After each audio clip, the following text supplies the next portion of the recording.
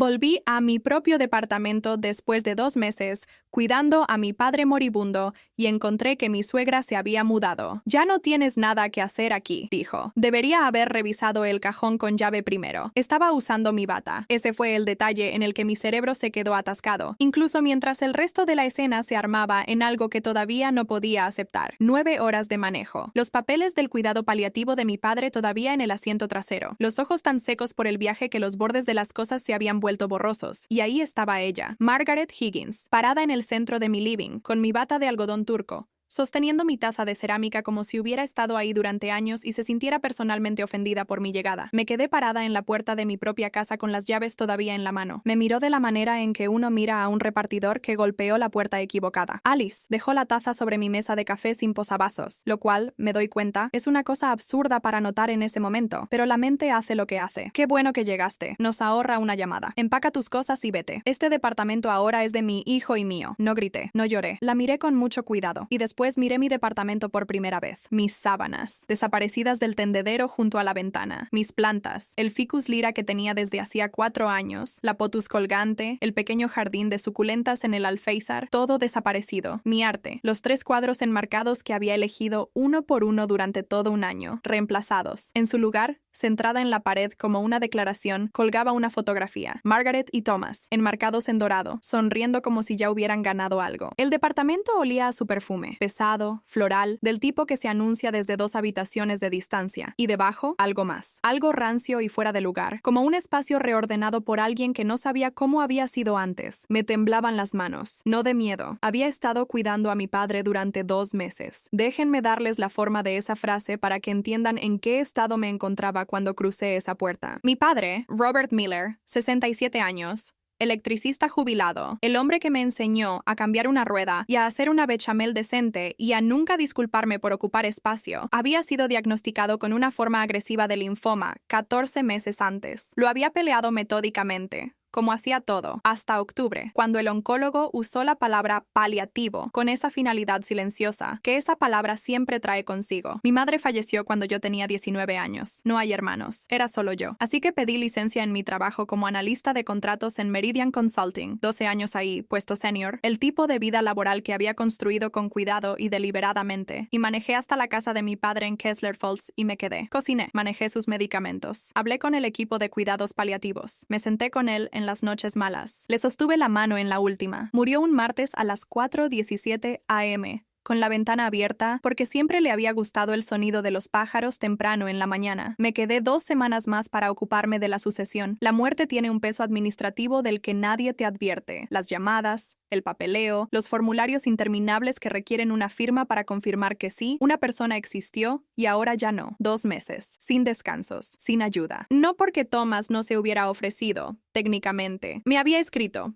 más de una vez, ¿necesitas que vaya? Y yo había dicho que no, porque la verdad era que Thomas y mi padre nunca habían encontrado terreno cómodo entre ellos, y el duelo ya es lo suficientemente difícil, sin tener que manejar además una actuación de tolerancia entre las personas presentes. La agencia de Thomas dirigía una firma de marketing de tamaño mediano, Rivas Creative, que había consumido la mayor parte de su atención los últimos 3 años. También había estado pasando por lo que él llamaba un trimestre difícil. Honestamente, había parecido aliviado cuando le dije que se quedara. Me dije a mí misma que estaba bien. Me dije que teníamos un entendimiento. Me dije muchas cosas sobre Thomas durante los 3 años de nuestro matrimonio que, lentamente, durante ese viaje de vuelta a casa, estaba empezando a revisar. Porque esto es lo que sabía sobre mi departamento. Eso en el medio de lo cual Margaret estaba parada como si la hubieran plantado ahí. Lo había comprado antes de conocer a Thomas. La unidad 804 del edificio Caldwell, Distrito Westfield. Lo había comprado a los 29 años, antes del matrimonio, con mi propio pago inicial, fruto de una década de ahorro cuidadoso y una inversión estratégica que había caído en el momento justo. La escritura estaba a mi nombre. La hipoteca había estado a mi nombre. La terminé de pagar a los 33, 2 años antes de que Thomas y yo nos casáramos en la pequeña ceremonia en el jardín de su madre, donde ella lloró durante todos los votos de una manera que, en ese momento, interpreté como sentimiento maternal. El departamento era mío. Eso no era un detalle, era un hecho, del tipo que tiene papeles detrás. Señora Higgins, dije, y mi voz sonó más firme de lo que esperaba. Esta es mi casa. La compré antes de conocer a su hijo. Mi nombre es el único que figura en la escritura. Me gustaría que me explique qué está haciendo aquí. Inclinó la cabeza. De la manera en que la gente lo hace cuando disfruta tener información que uno no tiene. Thomas me contó todo, Alice. Volvió a levantar la taza. Mi taza, una pieza de cerámica hecha a mano que había comprado a un artista en una feria de fin de semana 3 años atrás. Color turquesa con una pequeña astilla en el asa. Y la sostuvo como si fuera un accesorio. Pusiste tu nombre en los papeles porque así eres tú. Una maniática del control. Él paga todo aquí. Él paga tu vida. Y decidimos que yo me quedo. Respiré una vez por la nariz. ¿Él paga todo? Dije con cuidado. Él mantiene este hogar. Pensé en la hipoteca que había terminado de pagar a los 33, en las cuotas de expensas que salían de mi cuenta cada mes, en el hecho de que el sueldo de Thomas, que era genuinamente bueno cuando Rivas Creative funcionaba bien, había sido irregular los últimos 18 meses, y yo había,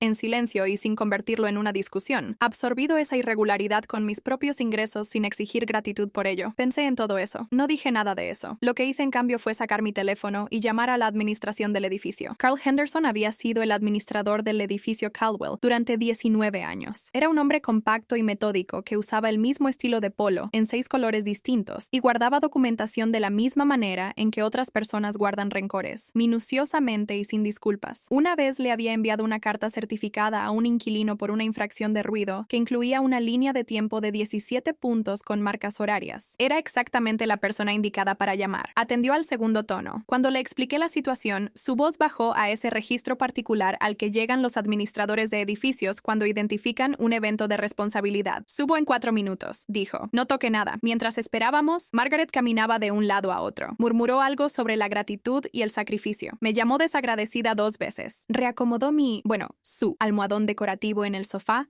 y después lo volvió a mover. Cuando Henderson llegó y presentó los registros de propiedad, impresos de los archivos legales del edificio, sellados, con fecha, la cadena de titularidad tan clara como cualquier cosa que haya visto en papel. Ella se lanzó. Fue una actuación. Eso se lo reconozco. Despliegue completo. Mentón temblando. Ojos llenándose de lágrimas a voluntad. Una mano presionada contra el esternón como si estuviera sosteniendo un corazón dañado. Esta chica, dijo con la voz quebrándose de una manera que sonaba profundamente ensayada, está tratando de tirar a una anciana enferma a la calle. No tengo a dónde ir. Mi hijo me invitó aquí. Tengo problemas de salud. Henderson no parpadeó. Unidad 804, dijo. Propiedad exclusiva de Alice Miller. Sin copropietario. Sin transferencia. Sin ninguna enmienda de ningún tipo. Nunca. El color desapareció de su cara. No dramáticamente. Solo se drenó, como el agua de una bañera. Eso es imposible, dijo. Thomas vino con un abogado. Había documentos. Vino a registrar una estadía extendida de visitante, dijo Henderson con firmeza, en nombre de la propietaria, lo cual requeriría el consentimiento por escrito de la propietaria. Me miró. Que nunca se le pidió a usted y por lo tanto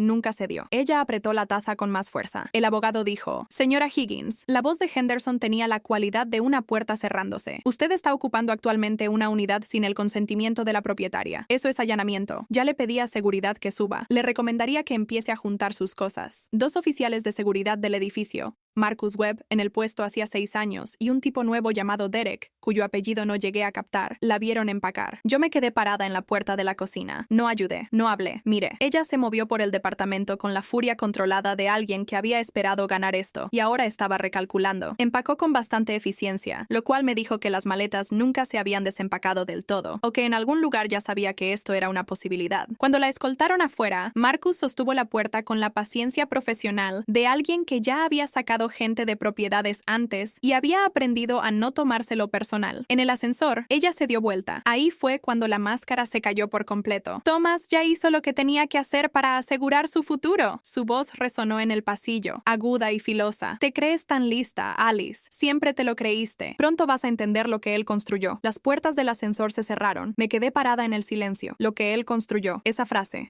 no me dejaba en paz. Me dije a mí misma que era una amenaza. La frase de salida desquiciada de una mujer que había perdido una discusión que pensaba que ya había ganado. Me obligué a comer algo. Casi no había nada en el refrigerador que fuera mío. Ella había reemplazado la mayoría de mi comida con sus propias marcas. Un acto de colonización doméstica tan completo que en otras circunstancias habría sido impresionante. Encontré una lata de sopa al fondo de la alacena y la calenté en la hornalla y me quedé parada frente a la mesada comiéndola sin sentarme. Me dije que durmiera. Me dije que el resto podía esperar hasta la mañana. Me quedé parada en mi cuarto, donde mis sábanas habían sido reemplazadas por las de ella, donde mis libros de mesa de luz habían sido movidos para hacerle lugar a sus anteojos de lectura y a un frasco de medicamentos recetados, y sentí la rabia particular de alguien a quien han borrado sistemáticamente de un espacio que le pertenece. Le saqué las sábanas al colchón, dormí en el sofá y a las 2:14 a.m. me levanté y fui hasta el escritorio de Thomas. No sé exactamente qué estaba buscando, algo que explicara a qué se había referido ella, algo que confirmara la sensación que había estado instalada en mi pecho desde el momento en que dijo lo que él construyó, ese pavor bajo y específico de alguien que sospecha que la historia es más grande que la escena en la que está parada. El escritorio estaba en el segundo cuarto que usábamos como oficina. Thomas lo mantenía meticulosamente organizado, algo que siempre había respetado de él, todo etiquetado, todo archivado, todo en su lugar, incluido el cajón inferior, que estaba con llave. Nunca había notado que tuviera llave, o tal vez sí lo había notado y no le había dado importancia. Estábamos casados, teníamos privacidad, espacios, dispositivos, pensamientos que eran solo nuestros. Nunca había pensado en un cajón con llave como algo que requiriera explicación. Ahora sí lo pensaba. Encontré un cuchillo de cocina con la hoja suficientemente fina y me tomó unos 30 segundos. Carpeta amarilla. 3 palabras en la etiqueta, escritas a mano con la letra precisa y en imprenta de Thomas. Plan madre y crédito. Tenía las manos completamente quietas cuando la abrí. Eso me sorprendió. Había esperado temblar. No hubo nada. Solo una quietud que ocurre cuando el cuerpo entiende algo antes que la mente y decide que este no es el momento para temblar. Primer documento. Un formulario de autorización firmado. Mi nombre, mi firma, otorgándole a Margaret Higgins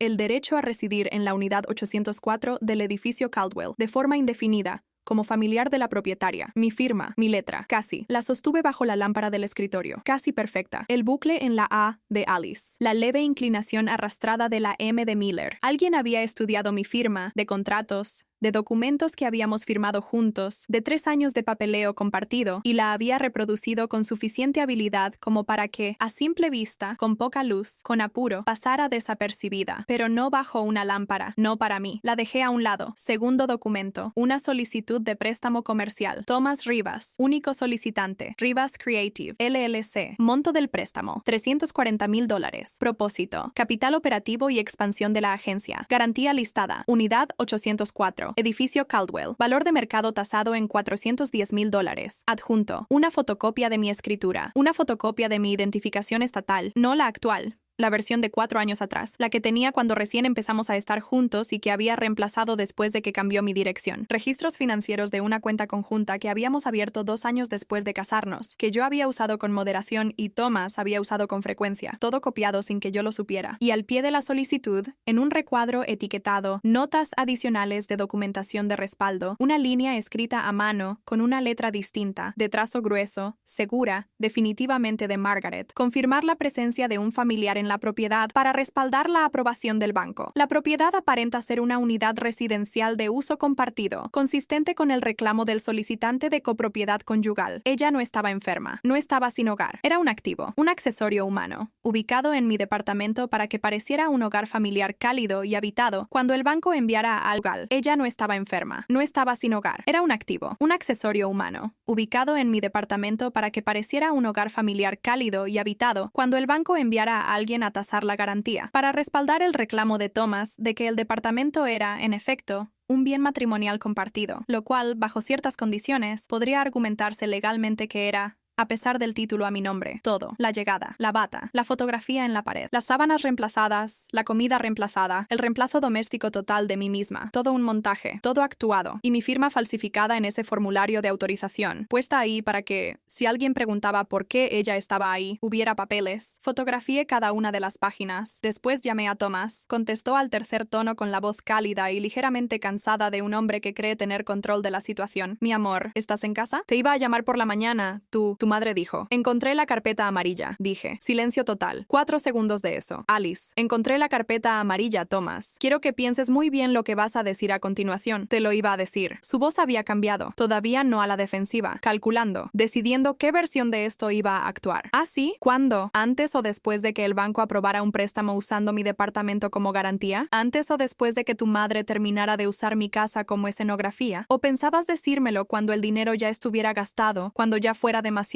tarde para que nada de esto importara? Estamos casados, dijo, y ahora la calidez había desaparecido por completo, reemplazada por algo más duro debajo. Los bienes se comparten. Es la ley, Alice. Mi casa no es tu fondo de emergencia. Mi agencia se está cayendo a pedazos. Lo dijo como una acusación. Como si yo hubiera hecho algo para que eso pasara. Necesitaba una garantía. Necesitaba que el banco viera estabilidad. Así que falsificaste mi firma. Sabía que dirías que no, porque la respuesta era no, Thomas. El silencio que siguió fue distinto del primero. El primero había sido calculador. Este era simplemente acorralado. Estás siendo dramática, dijo. Tengo fotografías de cada documento de esa carpeta. Dije, quiero que lo tengas en cuenta. Cortó. Llamé a Sarah Park a las 3:09 am. Sarah Park, abogada. Había sido mi abogada durante 7 años. Tenía su propio estudio, Park Legal Group, especializado en derecho de propiedad y contratos, y tenía la cualidad que más valoro en un profesional del derecho, la capacidad de recibir información terrible a horas terribles, sin ningún cambio perceptible en su compostura. Me había ayudado con una disputa de arrendamiento comercial en el año 4 y un caso de fraude de contratista en el año 6, y nunca me hizo sentir como un problema a resolver. Atendió al segundo tono. Contame, dijo, sin saludo, solo disposición. Le conté. Hubo una pausa cuando terminé. ¿Qué tan clara es la falsificación? Lo suficientemente clara como para verla bajo una lámpara de escritorio. ¿Cuánto fotografiaste? Todo lo de la carpeta. El formulario de autorización, la solicitud de préstamo, los documentos copiados, la nota escrita a mano. Mándamelos por mail ahora mismo. Todos. La escuché moverse. Una silla.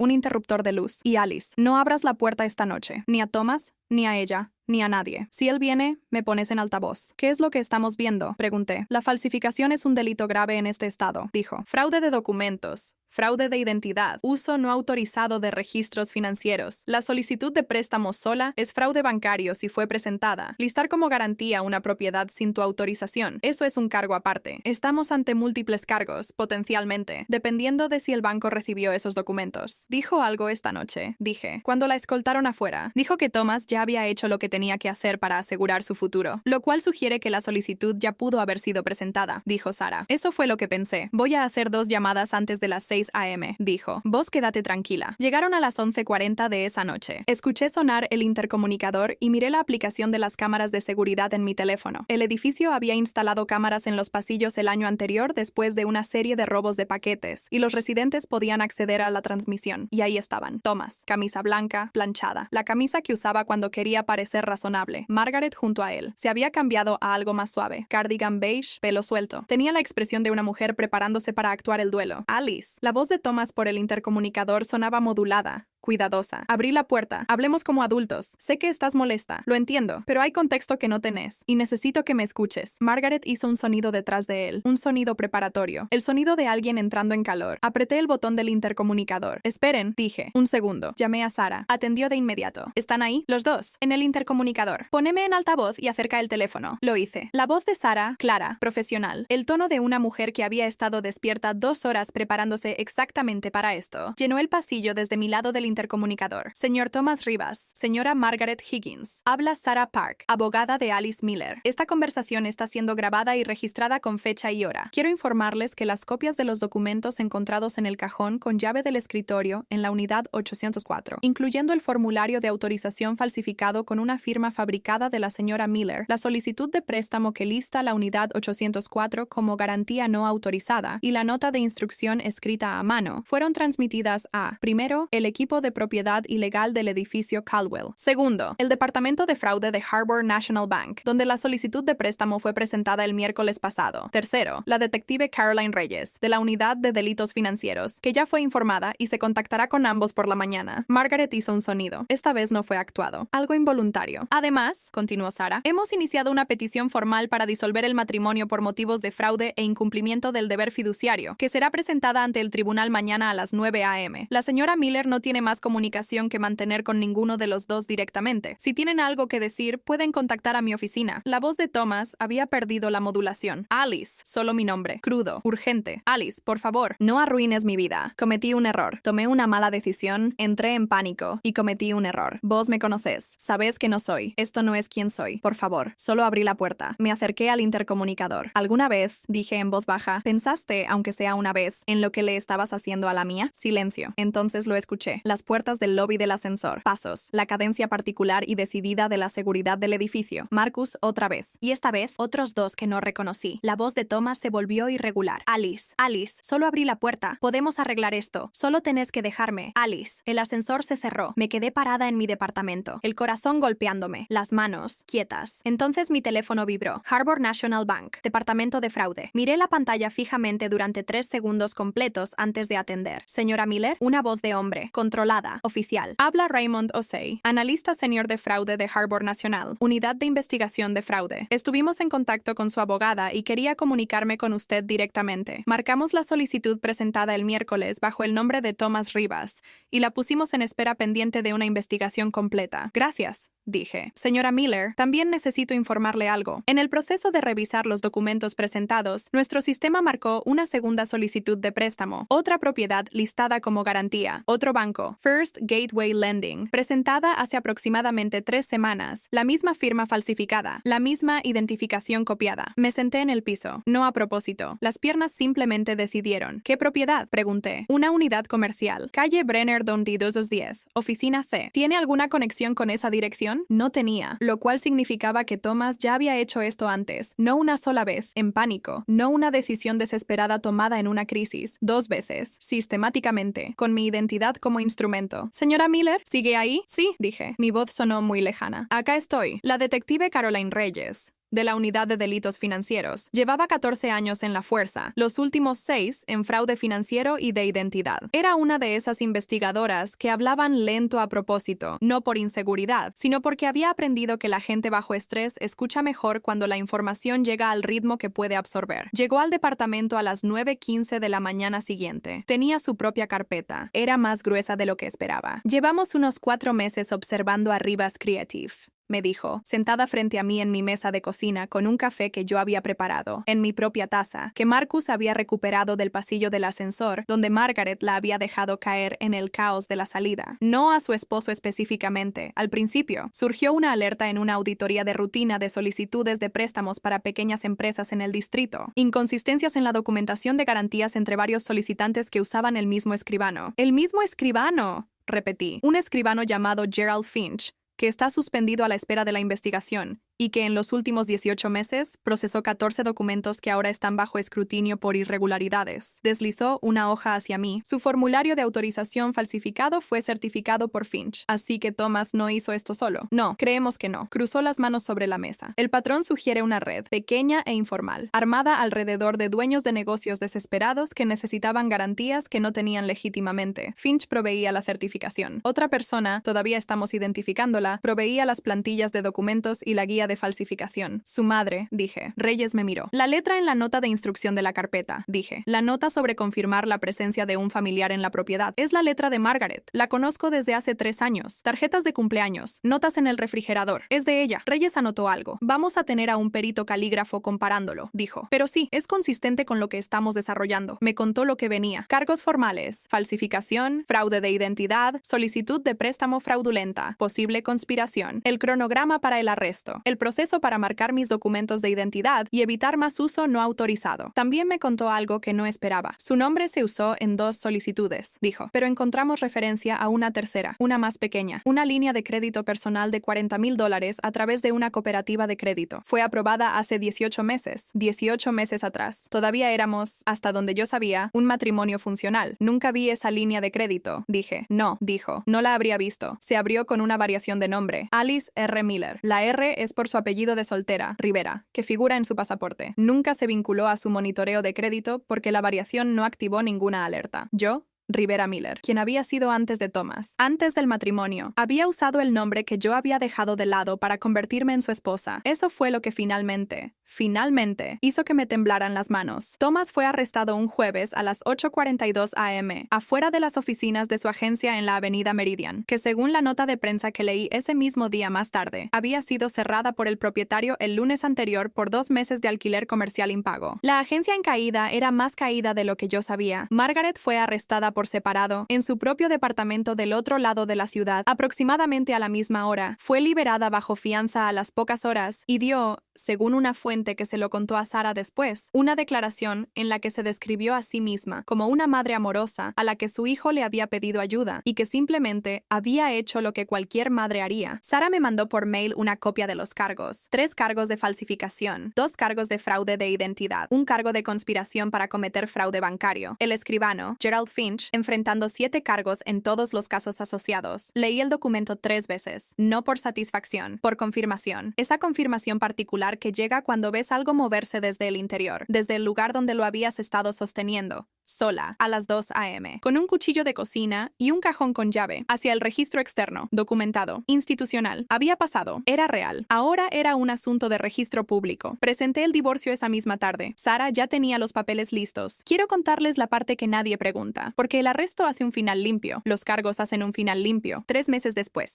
cuando Thomas aceptó un acuerdo de culpabilidad que incluía 30 meses de libertad condicional supervisada, una condena por fraude en su registro permanente y restitución total, y cuando Margaret, cuya abogada negoció un solo cargo de conspiración con fallo diferido, me llamó una vez directamente para decir que lo sentía, de esa manera específica en que la gente dice que lo siente cuando en realidad lo que siente es haber sido descubierta. Eso también debería hacer un final limpio, pero lo que pasa con un final limpio es que no explica las 9 horas en el auto, los 2 meses en Kessler Falls, el sonido de la respiración de mi padre por la noche y cómo cambió en la última semana, y los pájaros a través de la ventana abierta un martes a las 4:17 a.m. no explica volver a casa, quedarme parada en una puerta y ver mi vida reorganizada por alguien que pensó que yo era intercambiable con los muebles. No explica entender, lentamente, en los días que siguieron, mientras recuperaba mi departamento pieza por pieza, mientras mis plantas volvían de manos del vecino que las había rescatado cuando el personal del edificio las encontró en el pasillo de servicio, mientras volvía a colgar mi arte y encontraba las medias amarillas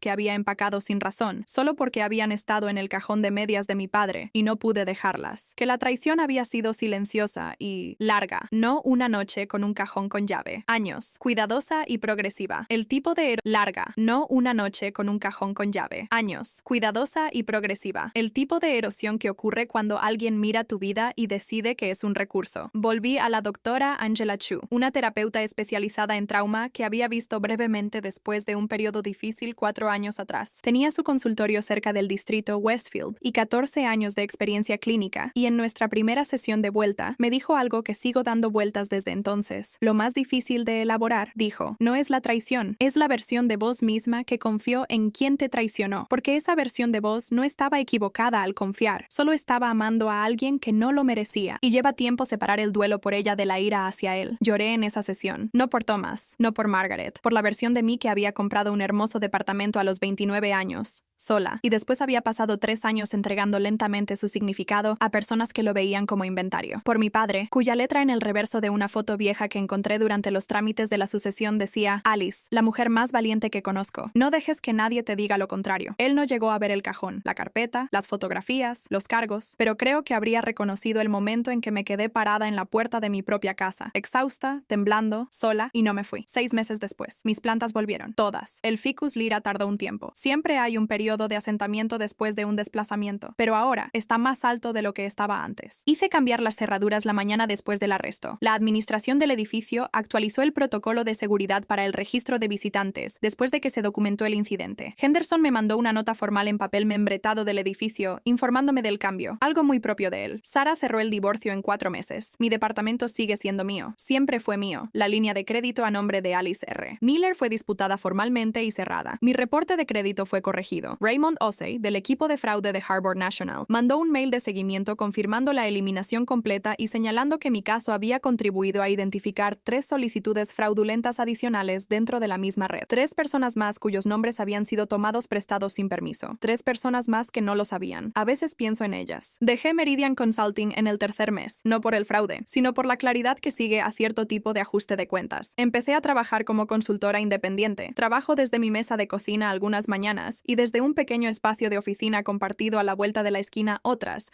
y el único nombre que figura en cualquier cosa de mi vida es el mío. Esto es lo que sé ahora que no sabía antes. El cajón con llave no fue la traición. El cajón con llave fue solo la evidencia. La traición fue la suposición de que yo no iba a mirar, que yo era alguien que llegaba a casa agotada y de duelo y pasaría junto a un cajón con llave sin notarlo, sin preguntarse, sin eventualmente agarrar un cuchillo de cocina y descubrirlo por sí misma. Construyeron un plan alrededor de una versión de mí que nunca había existido. Y eso es lo que pasa cuando subestimas a alguien. Solo tienen una oportunidad para hacerlo.